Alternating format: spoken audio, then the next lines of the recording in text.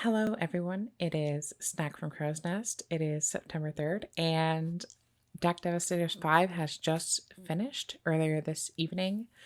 If you're interested in that, I highly recommend you go check out the streams we did. There are like 4 of them because I kept having to stop stream and then start it back up again. But regardless, I have them all on the playlist. I'll have that linked somewhere, or you can go on my channel and look through playlists. Unimportant. Today, in this video, I'm going to be going over the top 16 deck lists. We actually did a top 16 this time. We had the highest turnout ever, 180 players. We did 8 rounds of Swiss, cut to a top 16. And yeah, we had some crazy lists, some really, really talented players, and I'll just get right into it. I'll start off with the top, the 9th place lists, the people who just missed out on top 8. We'll go through them pretty quickly.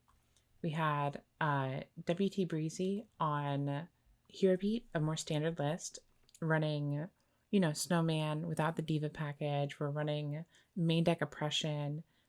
Yada is something that's like new that you don't see that often. Didn't have like a whole bunch of synchro monsters in the extra deck because we're not playing the Diva stuff. So then we also had Trajan. It's a Blackwing list with 3 Vayu, similar to the, very similar to the A True Hero list, where no Grepher, but 3 Vayu, 1 Oppression main, which is interesting. We're running 3 Solidarity in the side.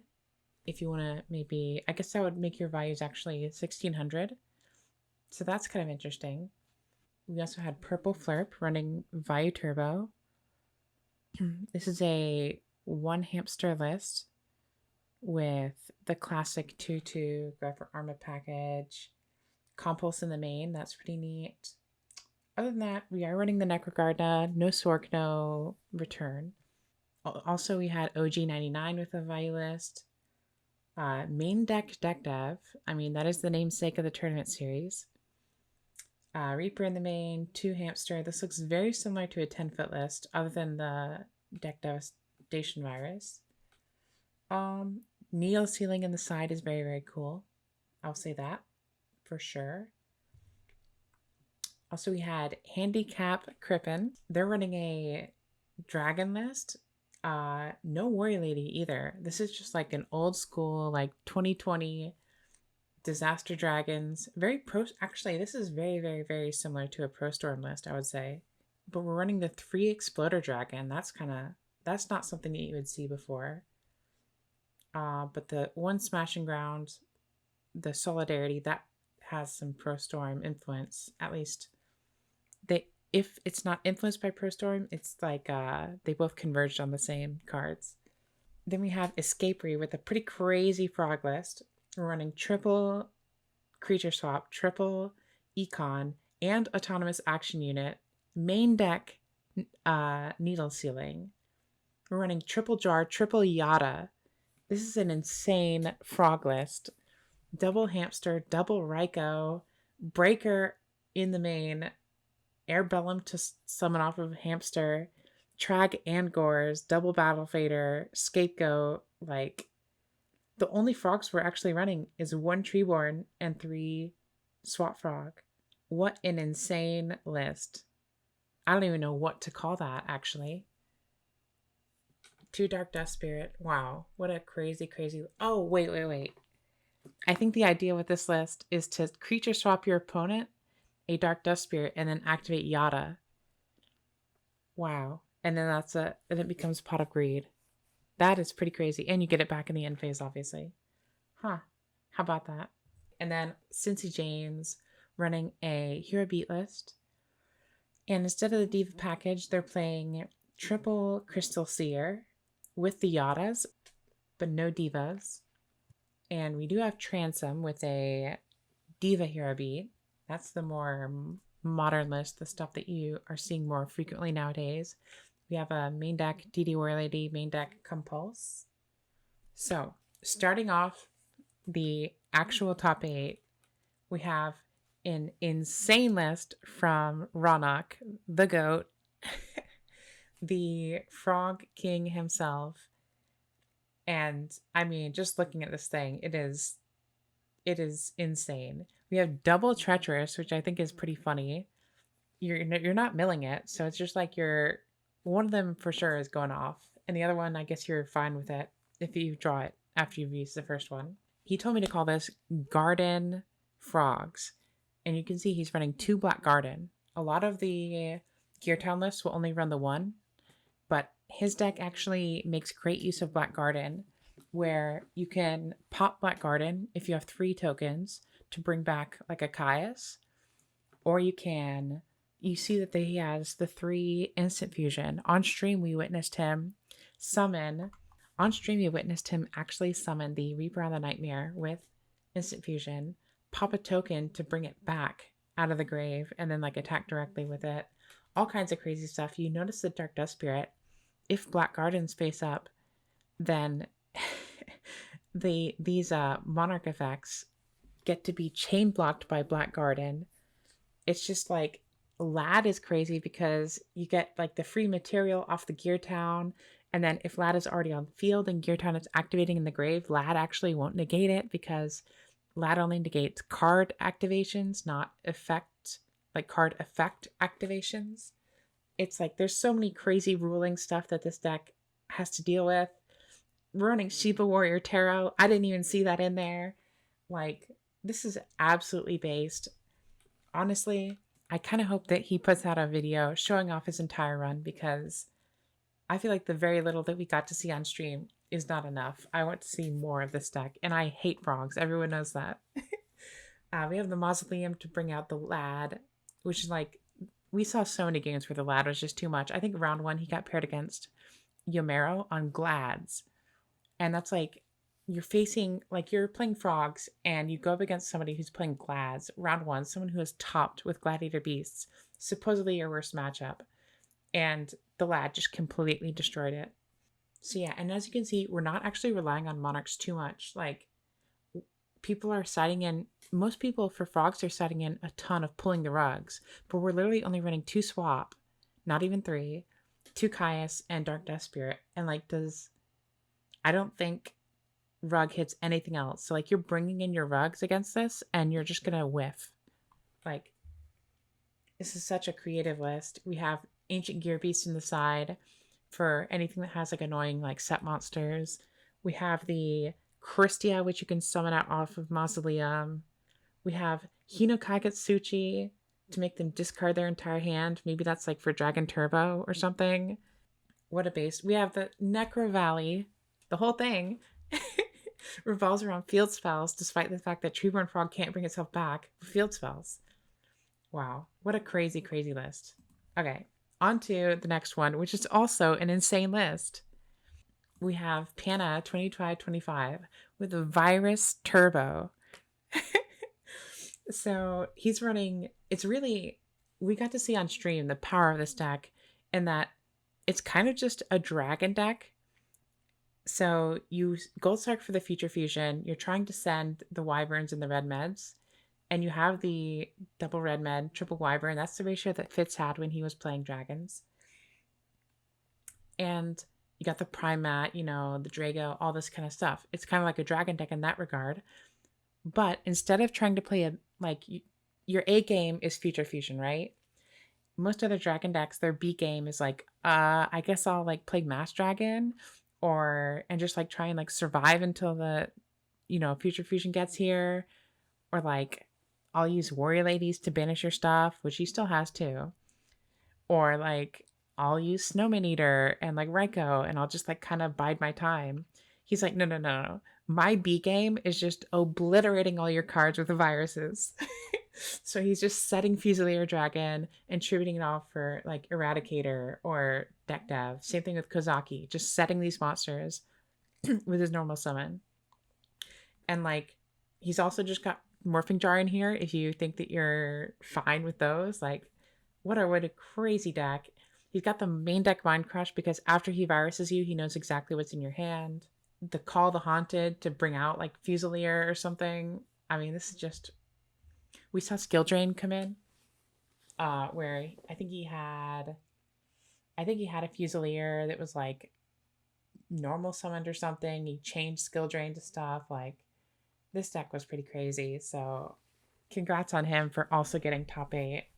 Next we have Masha with Vayu Turbo. She's been really grinding this deck for a long time. It's a very interesting composition. I know the Vayu decks are very similar, but I feel like you don't usually see like Cyber Dragon, Chaos Orc return with the oppression. We did say a game and also a Necrogarna. Like, it's kind of fitting everything. You have the one Raikou, not the two. You're running Charge, which not all of them do, but I think if you're running Chaos Orc, running Charge makes sense. But yeah, kind of like splitting the difference and saying, like, if I draw the one oppression with my special summoning stuff, that's fine. I'll take that loss because I'd rather have the high end of these cards like Return and Sork and whatnot. Not too much to talk about with this deck list, obviously, because it is Vayu Turbo and most of the lists are the same, but here you go. Anything interesting in the side? You got the one Compulse, the triple Rug, which wouldn't do much against Roghnach, as we discussed.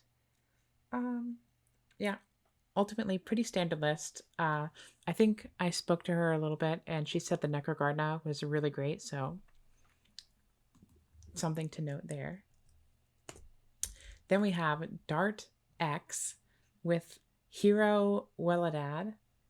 We're running Bubble Man. We're running Future Fusion. Obviously, you have the 2 Powerwell, 1 E-Telly, 3 Krebons. We're running the Wing Blast, makes sense.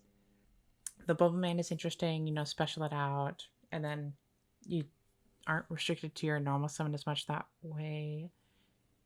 If you can, like, set your hand and then, special the Bubble Man. Skill drains in the side makes sense. That's decent against frogs. Double trap stun to force your pushes through. We still have some like a pretty robust trap lineup. It's interesting that they went with the 1D prison, 2 wing blast, and no bottomless in the main. They relegated the bottomless to the side. Only 1 Caius. That's another thing that's sort of interesting. But yeah, congrats to them. They made the Psychic Zombies work with seems like a more robust hero package than you will often see, but hey, great job and good luck in the future. I hope they can continue to have this deck, continue to have more success with this deck, I should say. Okay, into top 4, we have RogerSmithEscobar with Blackwing. This time we're on 2 Vayu. No Greffer, but we're not on the 3 like the True Hero build. We have the double Yada. That's very in vogue right now. Main deck Mind Control. I like that card in the main deck, especially, like Shura, bring out negated Vayu. If you count that, then you have the 3 Blizzard, you have the Gale, and you have the 2 Vayus you can possibly get negated to synchro with whatever you get off of Minecon. Let's see. 1 Oppression main, which you don't always see in the more pure Blackwing without the Greffer stuff. Other than that, mostly standard. No Tarantula main, which sometimes you will see, but not always. But yeah, congrats to RogerSmithEscobar. He unfortunately lost a Blackwing mirror in top 4, so those can be really volatile, but that happens. Also in 3rd place, I think I said that this was 3rd place, but also in 3rd place we had Ghost Rider. He's been on an absolute tear lately with Dragon Turbo.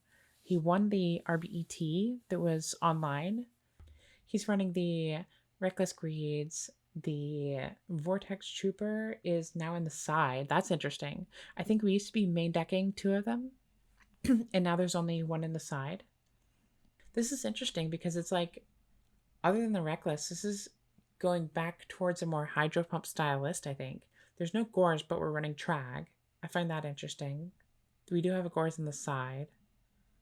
Triple Mask of Restrict. 2 Decree and 2 Trap Stun. That's interesting. Not too much that is crazy other than the fact that the Morphing Jars aren't in here. We don't have the Vortex Troopers in the main, so interesting stuff. More of a traditional list, but it got him there. He actually, in his last match, he was in a tough spot where he just needed to find red med. He was down to like 9 cards in deck, and he had 2 red meds left in deck, and he was like digging through, couldn't find it, and that cost him. But alas, in second place we had Samoopusteno with Vayu Turbo. It was a great tournament for Vayu. Once again, we have the Chaos Sork in the return. This time, once again, with the Oppression. So maybe I'm wrong about that. Maybe it's common to have that. We do have the Roghnach. We have double Hamster this time. Actually, I would say this is a very similar list to Masha's. One difference is we will have a Hamster instead of the Charge of the Light Brigade. I think Masha was also running a Dust Tornado in the main. This one has a Gores in the main, which is interesting, but if you're only running the 1 Oppression, I could totally see that. That makes complete sense to me. Yeah. He played this deck really well, as you would expect from someone of his caliber. He's got the triple Dust Tornado in the side. This Starlight Road came up huge for him as well. So, congrats to Samu. And I think this is his second time topping one of these Deck Devastators tournaments. Finally, the moment you've all been waiting for. Our winner, Roghnach7, the legend himself. Actually, another Blackwing list with the 2 Vayu in the main. Only 1 Yada. We got a Compulse in the main. 1 Dust is interesting. I think we saw this My Body in the side come up. We have 1 Snowman Eater, potentially for hero decks, like the Hero Beat stuff. Only 1 Crow, which, you know, that could be tough if you run into something like Amaryllis or Dragon Turbo, but I don't know, maybe he did run into that and he didn't feel like he needed the multiple Crows, or Crow was good enough in that matchup. That's mostly it. We do have these for frogs, which you see that pretty often, I would say. But yeah, honestly, a fairly, like a pretty standard Blackwing list, but piloted to perfection, it can get you there. So yeah, we saw him go. He was just so explosive in all of his matches. Obviously, some of that is luck, but that's going to happen to everybody. You know, if you're winning a tournament, it means you're drawing well that day. So he was drawing well, and he was playing the hands correctly. So big congrats to everybody. We had the biggest prize pool ever, the biggest amount of entrants ever. We had an issue with challenge, but we powered through it. So big thanks to everybody. And like I said, you can check out all the coverage of the tournament on the channel. And later on this week, I'm probably going to release a video where I'm going to do a more statistical breakdown of all the decks and the card choices and yada, yada, yada. You know what's to expect from this channel. So stay tuned, hit that subscribe, YouTuber call to action stuff. Yeah. Adios.